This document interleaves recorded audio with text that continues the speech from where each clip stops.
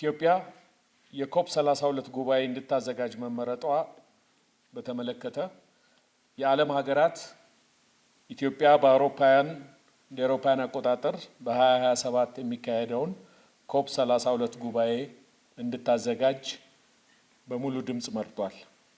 ይህ ውሳኔ ኢትዮጵያ የአየር ንብረት ለውጥን ለመግታትና ለመከላከል ለወሰደቻቸው የተግባር እርምጃዎች እውቅና የሰጠ ነው። ከዚህም ባሻገር ኢትዮጵያ የአየር ንብረት ለውጥ አጀንዳን እየመራችበት ያለው አግባብ ዓለም አቀፋዊ እውቅና እየተሰጠው መምጣቱን የሚያሳይ ነው። ኢትዮጵያ በክቡር ጠቅላይ ሚኒስትር ዶክተር አብይ አህመድ ኢኒሼቲቭ የሆነው የአረንጓዴ አሻራ ከፍተኛ ውጤት እያስመዘገበ መሆኑ ይታወቃል። የአረንጓዴ አሻራ የኢትዮጵያ የአየር ንብረት ለውጥ ዲፕሎማሲ የተግባር ማሳያ ነው። ኢትዮጵያ በታዳሽ ኃይል፣ በኤሌክትሪክ ኃይል የሚሰሩ ተሽከርካሪዎች፣ ንጹህና አረንጓዴ ከተሞችን ለማስፋፋት የተጀመሩ ስራዎች፣ የኮሪደር ልማት፣ የወንዝ ዳርቻ ልማት አኩሪ ጅምሮች ኢትዮጵያን ለዓለም አቀፉ ጉባኤ አዘጋጅነት አብቅቷታል። በሌላ በኩል ሁለተኛውን የአፍሪካ የአየር ንብረት ጉባኤ በስኬት ማስተናገዷም አፍሪካውያን ለኢትዮጵያ ሙሉ ድጋፍ እንዲሰጡ አድርጓል። በአየር ንብረት ለውጥ ዲፕሎማሲ ኢትዮጵያ ለራሷ ብቻ ሳይሆን የአፍሪካ ድምጽም ሆና በተለያዩ የዓለም መድረኮች ላይ እየሰራች ትገኛለች። እነኚህ ሁሉ ተደማምረው ጉባኤውን ለማዘጋጀት መመረጧ በቀጣይ በዲፕሎማሲ መድረክ የበለጠ ተሰሚነቷን ወደ ላቀ ደረጃ የሚያሸጋግር ይሆናል። በዚህ ጉባኤ ላይ ኢትዮጵያ የራሷን ጉባኤዎች አጉልታ ለማስተዋወቅ መልካም አጋጣሚ ይፈጥርላታል። በጎ የሀገራችንን ገጽታ ለማስተዋወቅ ከቱሪዝም ኮንፈረንስ አኳያ ለሚዲያ፣ ለኢኮኖሚ ዲፕሎማሲም እንዲሁ የምትጠቀምበት መድረክ ነው የሚሆነው። በአጠቃላይ ኢትዮጵያ የኮፕ 32 ጉባኤ አዘጋጅ ሆና መመረጧ የላቀ ሁለንተናዊ ፋይዳ ይኖረዋል። በዚሁ አጋጣሚ በትናንትናው ዕለት በተባበሩት መንግስታት የአየር ንብረት ለውጥ ማዕቀፍ ኮንቬንሽን መሰረት የኢትዮጵያ የኮፕ 32 አስተናጋጅ ሀገር መሆኗን ተከትሎ የኢትዮጵያ መንግስት ክቡር የውጭ ጉዳይ ሚኒስትር ዶክተር ጌዲዮን ጢሞቴዎስ የኮፕ 32 ተወካይ ፕሬዚዳንት አድርጎ መድቧል። ዶክተር ጌዲዮን ከሀገር ውስጥ የስራ ኃላፊዎች ከተባበሩት መንግስታት አካላትና ዓለም አቀፍ አጋሮች ጋር በመተባበር የኮፕ 32 ዝግጅትን የሚመሩ ይሆናል። ሁለተኛው ርዕሰ ጉዳይ የኢትዮጵያ የቡድን 20 ተሳትፎ የጂ20 ተሳትፎን በተመለከተ ይሆናል። በዚህም በአፍሪካ ለመጀመሪያ ጊዜ በጆሃንስበርግ ደቡብ አፍሪካ በተካሄደው የቡድን 20 መሪዎች ጉባኤ ላይ ኢትዮጵያ ውጤታማ የዲፕሎማሲ ስኬት አስመዝግባለች። በክቡር ጠቅላይ ሚኒስትር ዶክተር አብይ አህመድ የሚመራው ልዑካን ቡድን በጉባኤው ላይ በተደረጉ ተሳትፎዎች ላይ ንቁ ተሳትፎ ያደረገ ሲሆን ክቡር ጠቅላይ ሚኒስትራችን በጉባኤው ባደረጉት ንግግር የአፍሪካን አህጉር ሁነኛ አጀንዳዎች ከፍ አድርገው ያሰሙበት መድረክ ነው። በዚህ ጉባኤ የኢትዮጵያና የአፍሪካ ወሳኝ ወቅታዊ አህጉራዊና ዓለም አቀፋዊ አጀንዳዎችና ጥቅሞች አጀንዳ የሆኑበትና ድጋፍም የተቸረበት ጉባኤ ነበር። በዚሁ ጉባኤ ወቅት ክቡር ጠቅላይ ሚኒስትራችን ከበርካታ ሀገራት መሪዎች ጋር የሁለትዮሽ ውይይቶች አድርገዋል። በእነዚህ ውይይቶች የኢትዮጵያ አጀንዳዎች ጎልተው እንዲወጡና ድጋፍ እና ትብብር እንዲቸራቸው የማድረግ ስራ፣ ልማት አጋርነትን የማጠናከር የሁለትዮሽና ቀጠናዊ አህጉራዊና ዓለም አቀፋዊ የጋራ ፍላጎቶች መግባባት የተደረሰባቸውና የተጀመሩ ትብብሮች ይበልጥ እንዲጠናከሩ ያደረጉ ውይይቶች ነበሩ። ክቡር ጠቅላይ ሚኒስትራችን ከዓለም ባንክ፣ ከዓለም የገንዘብ ድርጅትና ከአፍሪካ ልማት ባንክ ኃላፊዎች ጋርም በደቡብ አፍሪካ ውጤታማ ውይይት በማድረግ ከተቋማቱ ጋር ያለው ግንኙነት የበለጠ ተጠናክሮ እንዲቀጥል ማድረግ ተችሏል። ጉባኤው የኢትዮጵያን ተሰሚነት በማጉላት ከበርካታ መሪዎች ጋር የመገናኘትን እድልም የሰጠ ነበር። በአጠቃላይ የኢትዮጵያ የቡድን 20 መሪዎች ጉባኤ ተሳትፎ ውጤታማና የላቀ የዲፕሎማሲ ገጽታዋ የተገለጸበት ነበር ማለት ይቻላል። ወደ ሶስተኛው ርዕሰ ጉዳይ ሲሄድ የደቡብ ምስራቅ እስያ ሀገራት የሆኑት የማሌዥያና የሲንጋፖር የመሪዎች ጉብኝትን የተመለከተ ነው የሚሆነው። የማሌዥያ ፌዴሬሽን ጠቅላይ ሚኒስትር ክቡር አንዋር ኢብራሂም እና የሲንጋፖር ጠቅላይ ሚኒስትር ክቡር ሎረንስ ወንግ በኢትዮጵያ ይፋዊ ጉብኝት ማድረጋቸውን እናንተም የተከታተላችሁት ነው።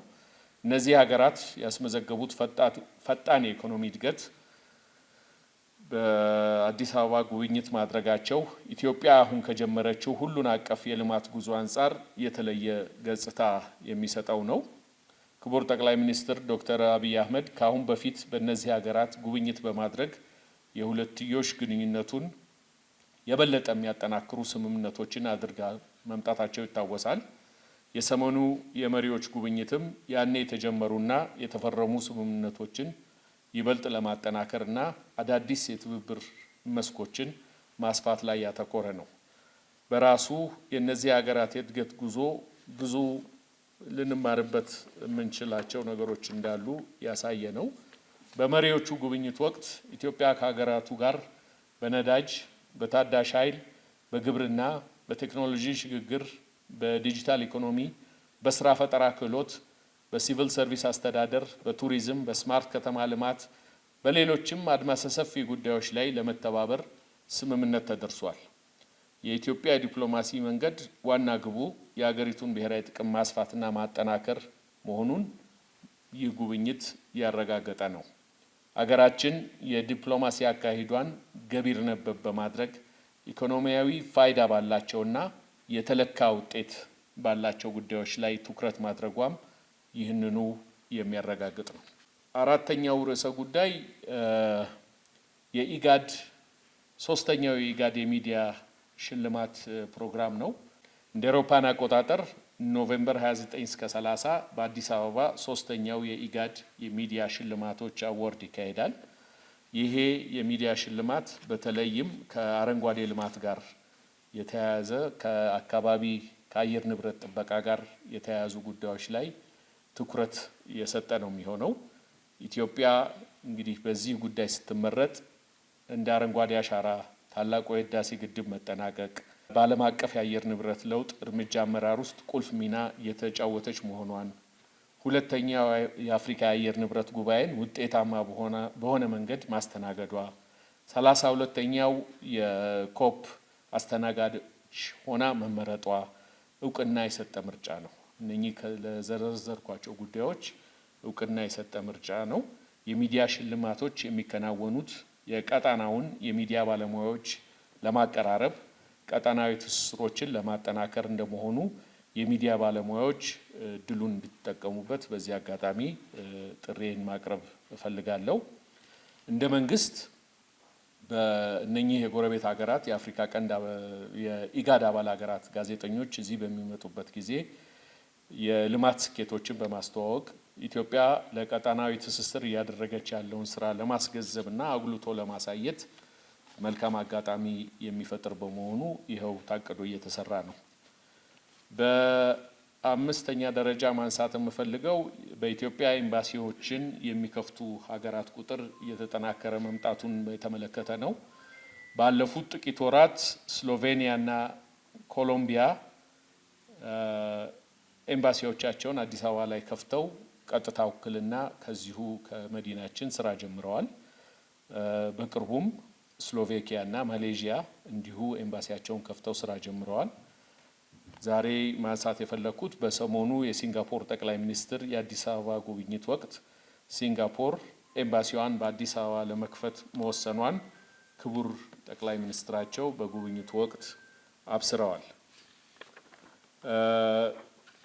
ከትናንት ወዲያ ደግሞ የውጭ ጉዳይ ሚኒስትር ዴኤታችን ክቡር አምባሳደር ብርሃኑ ጸጋዬ ጋር ውይይት ያደረጉት የሄይቲ የውጭ ጉዳይ ሚኒስትር አማካሪም ይፋ እንዳደረጉት ሄይቲም በአዲስ አበባ ኤምባሲዋን ለመክፈት ወስናለች። ይህ አይነቱ የሀገራት ውሳኔ እየተጠናከረ መምጣቱ አንድ እውነታን በግልጽ የሚያመላክት ነው።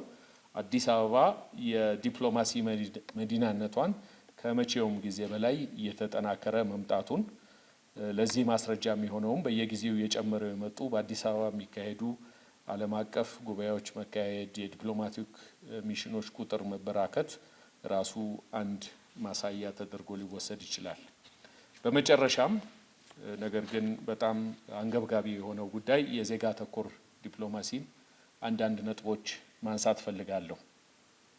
በተለያዩ ሀገራት በአስቸጋሪ ሁኔታ ውስጥ ይኖሩ የነበሩ ኢትዮጵያውያን ወደ ሀገራቸው የመመለሱ ስራ እንግዲህ እሱ አሁንም ተጠናክሮ እንደቀጠለ ነው። ባለፉት ከ2 ሳምንት በፊት ባወጣነው የፕሬስ መግለጫ ላይ ባለፉት 4 ዓመታት ብቻ ከ500 ሺህ በላይ ዜጎቻችን እንዲመለሱ ማድረግ መቻሉን አንስተን ነበር። ይህ ስራ አሁንም ተጠናክሮ ቀጥሏል። በተለይ ደግሞ በሳውዲ አረቢያ በተለያዩ እስር ቤቶችና ማቆያ ማዕከላት የሚገኙ ዜጎችን ከመስከረም ወር ጀምሮ በ17 በረራዎች መስከረም፣ ጥቅምት፣ ዳር ነን አሁን በ17 በረራዎች 22955 ዜጎች ማስመለስ ተችሏል። ይሄ ከሳውዲ አረቢያ ብቻ ነው። በአሁኑ ወቅትም በሳውዲ አረቢያ እንዲሁ በአስቸጋሪ ሁኔታ ውስጥ የሚገኙ ዜጎቻችን የመመለሱ ስራ እንደቀጠለ ነው።